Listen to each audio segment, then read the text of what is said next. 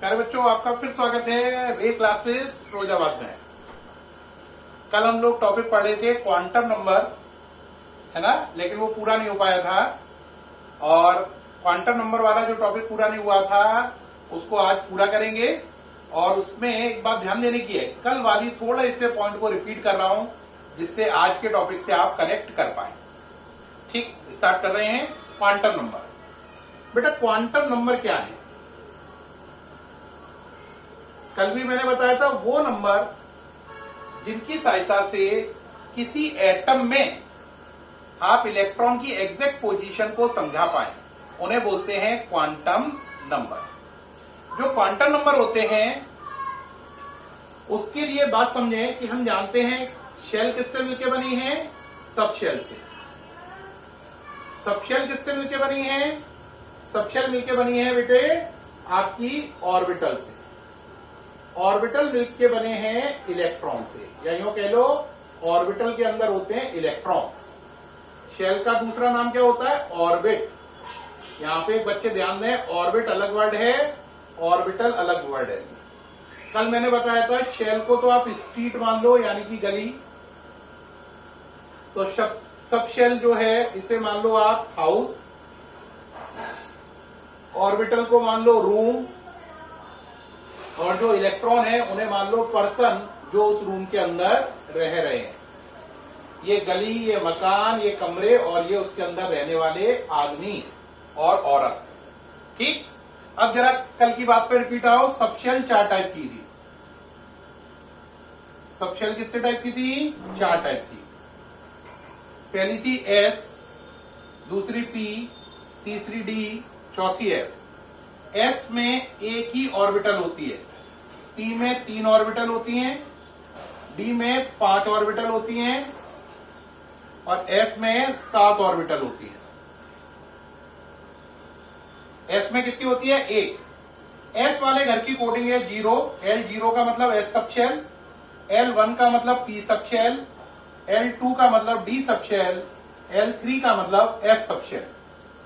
कमरों के नाम कैसे डलेंगे?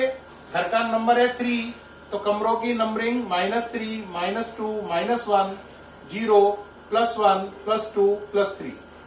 इस घर का कोड 2 है, तो कमरों की कोडिंग -2, -1, 0, +1, +2। इसका 1 है तो -1, 0, +1। इसका 0 है तो 0। ये कोडिंग कहलाती है M। ये M क्या बता रहा है? जैसे इस ऑर्बिटल का M -2 है, इसका -1 है, इसका 0 है। और L क्या है? घर की कोडिंग। अब एक बच्चे के दिमाग में क्वेश्चन आएगा कि इनकी कोडिंग 0, 1, 2, 3 क्यों है? बेटा, कोडिंग निकालने के लिए बड़ा केमिस्ट्री में सरल सा रूल है। क्या रूल है? घर में जितने कमरे हो उनमें से 1 माइनस करो, 2 का डिवाइड लगाओ। घर में जितने कमरे हैं उनमें से 1 माइनस करके 2 का डिवाइड लगा दो, तो घर का कोड निकल आएगा।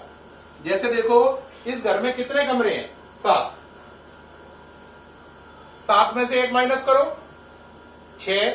2 का डिवाइड लगाओ, 3। तो देखो घर का कोड 3 नहीं है? कहोगे अरे यस, बिल्कुल सही सर, यहां पे अप्लाई करें। चलो करो। कमरे 5, 1 माइनस करो, 4। 2 का डिवाइड लगाओ, 2। कहोगे यहां पे अप्लाई कराओ। कमरे 3, 1 माइनस किया, 2। 2 का डिवाइड लगाया, 1। कमरे कितने? 1 में से 1 गया, 0। 0 में 2 का डिवाइड लगाया, 0। तो 0 ही रहा। तो ये कोड कैसे आए ये समझ में आ गया। कोड निकालने के लिए क्या लॉजिक दिया? घर में कमरे -1 डिवाइड बाय 2 इक्वल टू घर का कोड। घर में जितने कमरे हैं उनमें से 1 माइनस करके 2 का डिवाइड लगा दो, तो घर का कोड बन जाएगा। तो SPDF कोड है L0, 1, 2, 3, और ये M है। M का मतलब इस कमरे का कोड। कमरे का कोड M है, घर का कोड L है। कमरे का कोड क्या है? M। M क्या है? Code of room. कौन सा रूम है इसकी जानकारी दे रहा है ना। इसका नाम है असली में M का मैग्नेटिक क्वांटम नंबर। क्या नाम है? Magnetic quantum number. L क्या है? Code of house. और इसका असली नाम है एजीमुथल क्वांटम नंबर। क्या नाम है? AZIMUTHAL quantum number. आपको सारा नजर आ रहा होगा, मैं सामने से हट रहा हूं, देखो सारा क्लियर है, कोई दिक्कत तो नहीं आ रही है, सब समझ में आ रहा है बच्चों। अब इसके बाद आगे चलेंगे, इसके बाद आगे बात आएगी क्वांटम नंबर। सर अब और डिटेल बताइए। देखो प्यारे बच्चों, देखो आपको मैंने बताया था न्यूक्लियस के बाहर क्या होती है, शेल। न्यूक्लियस के बाहर क्या होती है, शेल। तो देखो ये न्यूक्लियस है, न्यूक्लियस के बाद शेल होती है सर्कुलर। तो ये हो गई पहली शेल, ये दूसरी, ये तीसरी, ये चौथी, और इसके आगे बनाना चाहो तो कौन सी शेल आ जाएगी, पांचवी, है ना। शेल जा रही हैं जिनके नाम क्या है, KLMNOP, ऐसे। पहली शेल में कितने इलेक्ट्रॉन होते हैं, 2, दूसरी में 8, तीसरी में 18, चौथी में 32, और अगर पांचवी होती है तो उसमें भी कितने रहेंगे, 32 ही रहेंगे। अगर आप चाहें तो मैं पांचवी शेल भी बना दे रहा हूं, हालांकि थोड़ा सा आपको दिक्कत ना आए, देख लो, क्योंकि बोर्ड से बाहर जा रही है, बना दे रहे हैं जिससे कंफ्यूजन हट जाए। ये पांचवी शेल जा रही है, इसका नाम क्या पड़ा, KLMNO, और इसमें इलेक्ट्रॉन कितने रहेंगे, 32। सही, कितनी शेल हो गई, 1 2 3 4 5, ठीक है। थोड़ा स्पेस कम है इसलिए गोला नहीं कर पाया, क्योंकि कट रहा है वो थोड़ा सा, आप देख रहे हैं।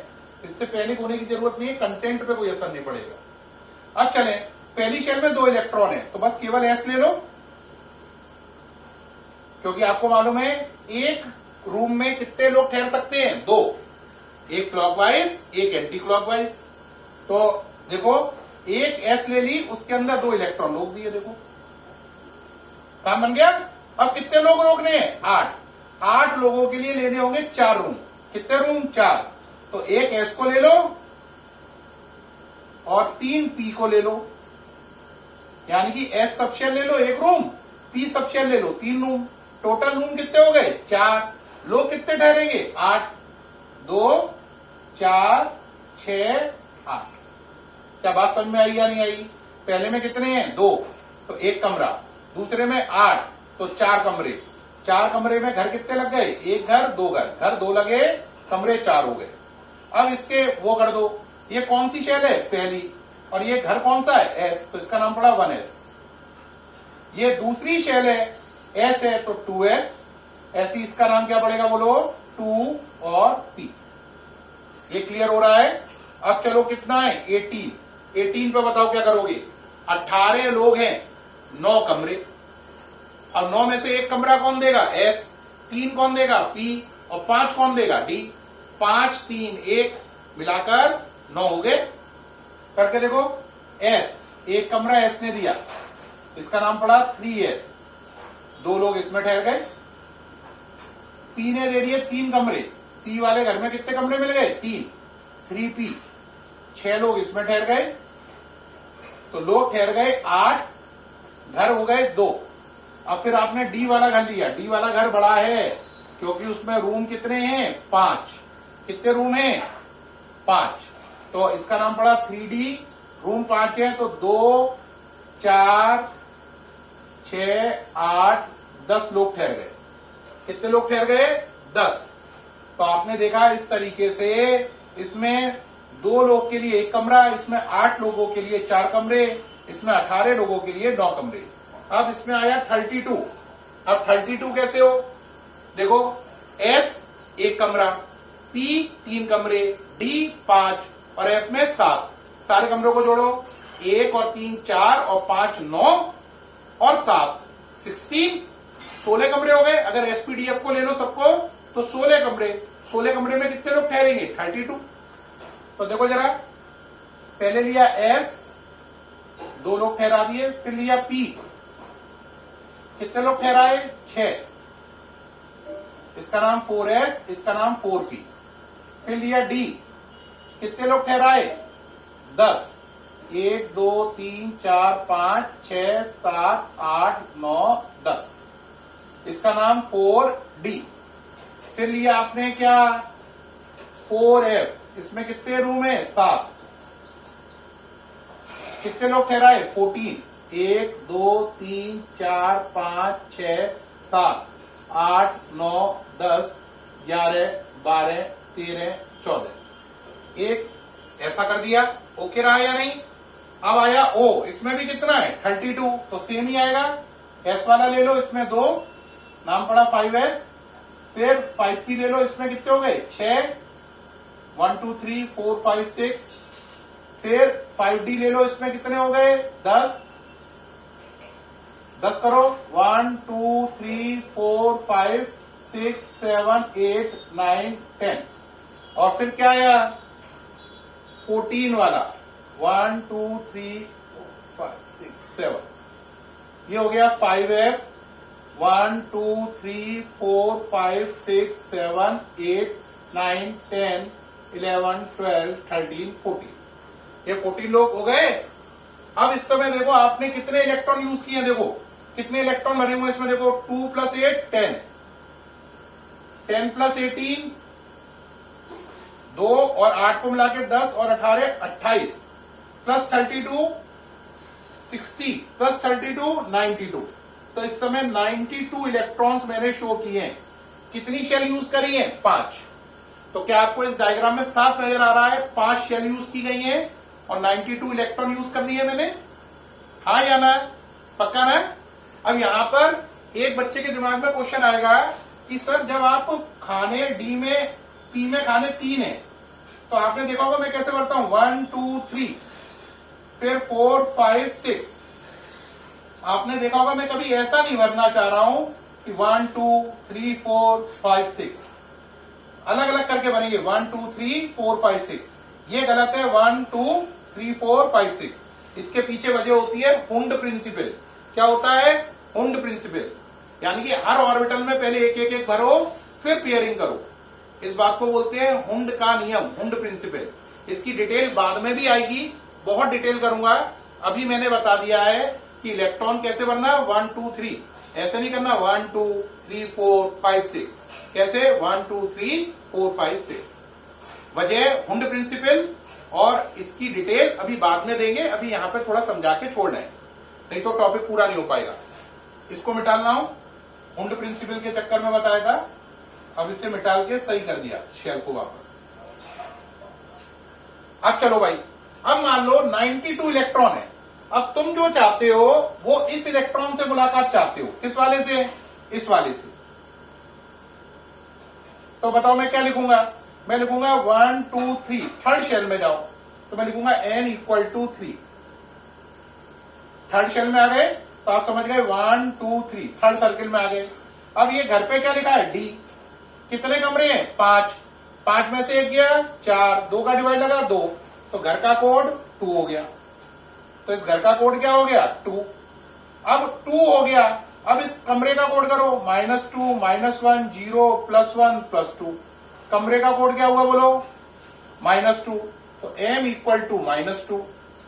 अब इलेक्ट्रॉन आपको कौन से वाले की बात कर रहे हो इन दोनों में से, मान लो इस वाले की, तो ये ऊपर की तरफ है, तो s = +r, तो देखो ये 4 नंबर हुए n l m s, पहले ने बताया थर्ड राउंड में जाओ, दूसरे ने बताया इसमें 5 कमरे वाले घर में जाओ, तीसरे ने बताया कि उसके 5 कमरों में से पहले कमरे में जाओ, और चौथे ने बताया कि इलेक्ट्रॉन आपका ऊपर की तरफ है, क्लॉकवाइज है। तो ये जो 4 नंबर है NLMS, इन्हीं को मिलाकर बोलते हैं क्वांटम नंबर। क्या बोलते हैं, क्वांटम नंबर। पहला क्वांटम नंबर है n जो शेल बताता है, दूसरा क्वांटम नंबर है l जो सबशेल बताता है, तीसरा है m जो क्या बताता है कि कौन से खाने में जाना है, कौन से रूम में जाना है, ऑर्बिटल, और चौथा है s जो आपको बताता है स्पिन। तो ये क्वांटम नंबर का कॉन्सेप्ट है। प्यारे बच्चों बात समझ में आ रही है या नहीं, कोई कंफ्यूजन तो क्रिएट नहीं हो रहा है। अब एक बच्चा कहेगा एक एग्जाम्पल और दीजिए सर। देखो अब मैं एक एग्जाम्पल और देता हूं, मान लो मैं इलेक्ट्रॉन बात कर रहा हूं इस वाले की, थोड़ी देर के लिए देखना है, वो इलेक्ट्रॉन ये वाला है ना, देख रहे हो डार्क कर दिया काफी। अब चलो इसके लिए क्या लिखोगे बताओ, कौन सी शेल है 1 2 3 4, तो n = 4।